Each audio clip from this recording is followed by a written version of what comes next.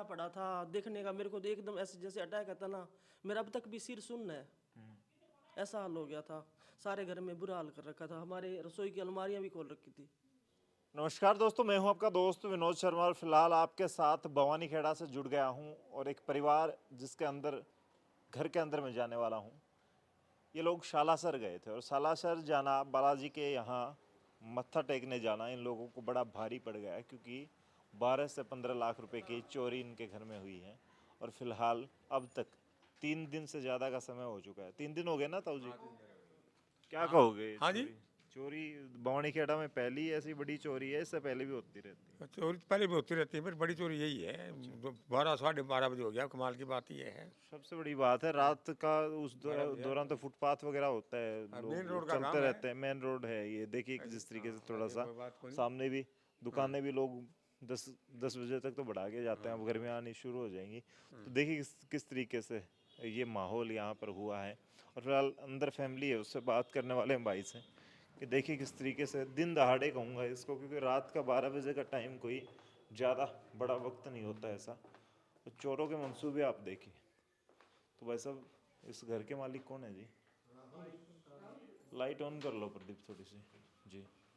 तो फिलहाल जी आंटी, कहाँ सालासर गए थे आप लोग? हाँ जी, सालासर खाटू श्याम गए थे हम। सुबह 5 बजे निकले थे और हम रात को 1:30 बजे आए हैं, अच्छा, 1:24 पे।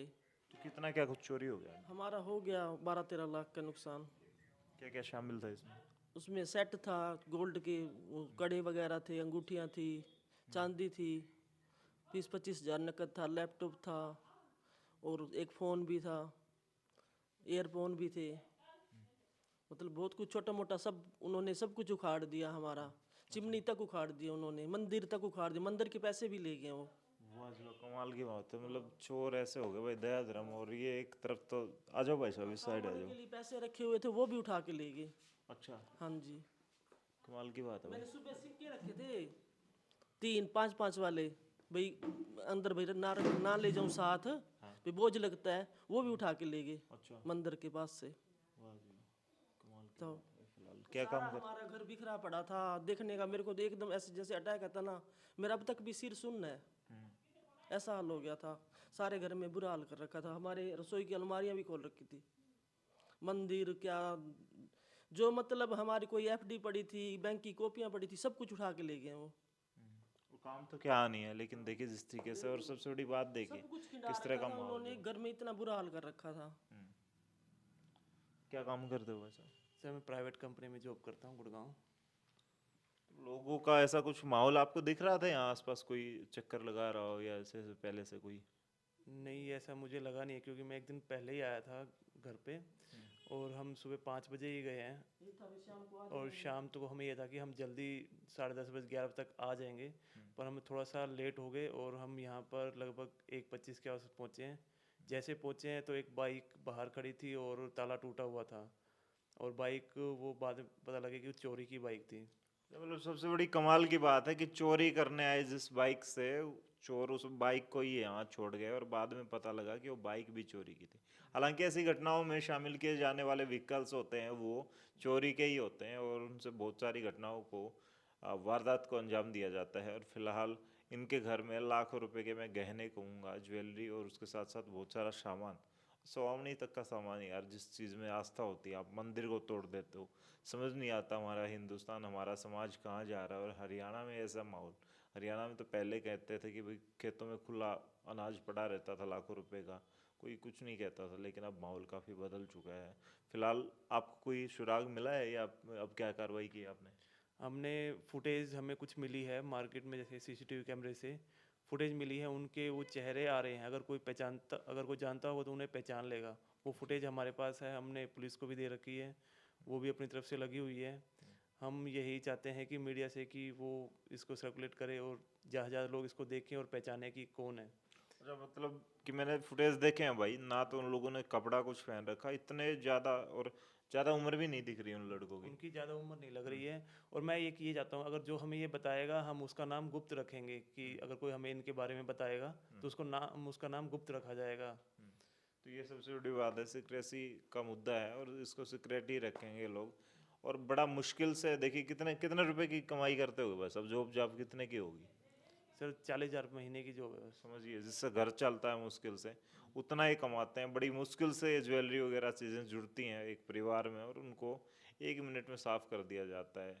समझ नहीं आता तो प्लीज़ इस परिवार की मदद कीजिए। और ये लोग पुलिस पे भी वैसे तो अभी वेट कर रहे हैं पुलिस का भी, लेकिन आने वाले वक्त में हो सकता है कि इनको उस चीज़ का सोल्यूशन मिल जाए, लेकिन निकल ना पाए तो क्या होगा, क्या जमा पूंजी जो कि आपकी लाइफ टाइम की होती है, क्योंकि शादियों में आदमी इस तरह के ओकेजन पर ऐसी ज्वेलरी तैयार करवाता है और वो 1 मिनट में साफ कर लिया जाता है, जिसके लिए आदमी सालों सालों बड़ी मेहनत करता है, दिन रात बाहर रहता है। और ये भी फिलहाल, क्या नाम है भाई साहब आपका? मेरा नाम प्रिंस है। प्रिंस जी। तो फिलहाल अभी पुलिस क्या कह रही है? पुलिस अपनी तरफ से लगी हुई है और सीआईए भी लगी हुई है, अपनी तरफ से छानबीन कर रही है, फुटेज देख रही है। तो वो कह रहे हैं कि जल्द से जल्दी समाधान हो जाएगा आपका।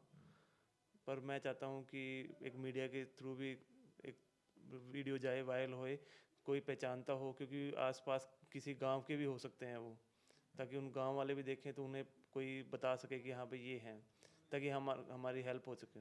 तो आपने आके देखा, आपने गाड़ी रोकी अपनी बाहर आके, तो माहौल क्या दिखा था? एंट्री उन्होंने कहाँ से ली थी, उसके बाद कहाँ से भागे हैं, क्या कुछ लगता है? एंट्री उन्होंने मेन गेट से लिया, उन्होंने ताला तोड़ रखा था। जब मैं आया तो मैंने देखा, मैंने गाड़ी से उतरा, मैंने देखा बाइक खड़ी थी और बाइक की देखने के बाद उसके ऊपर कंबल पड़े थे, हेलमेट था और मैंने देखा ताला टूटा हुआ है। जब मैंने अंदर देखा तो अंदर एक कमरे की लाइट जल रही थी। तो मैंने फिर पुलिस को कॉल किया और पुलिस आई थी। फिर अंदर जाके देखा तो सारा सामान बिखरा हुआ था। जैसे हम पहुँचे होंगे, हमारी गाड़ी रुकी होगी, वो ऊपर से पीछे ऊपर चढ़ के और पीछे एक गली है, वहाँ से कूद के वो भाग गए हैं।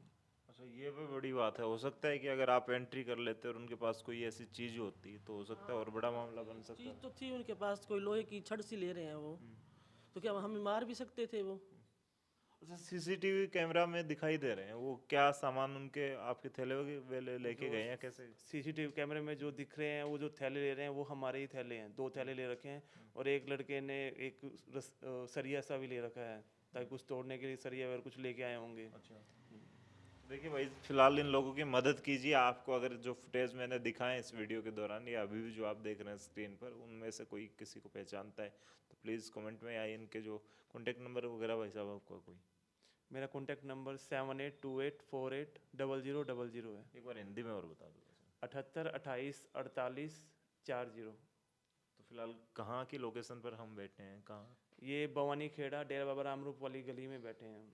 जी, तो फिलहाल भाई इनकी हेल्प कीजिए। और हो सकता है आने वाले वक्त में, क्योंकि चोरी या फिर इस तरह की घटनाएं, प्राकृतिक घटनाएं शायद प्रकृति या भगवान रोक दे, लेकिन ये जो आजकल माहौल बनता जा रहा है हमारे हिंदुस्तान का, खास करके हरियाणा का कहूँगा, पंजाब जैसा माहौल नशे की वजह से ऐसा होता जा रहा है।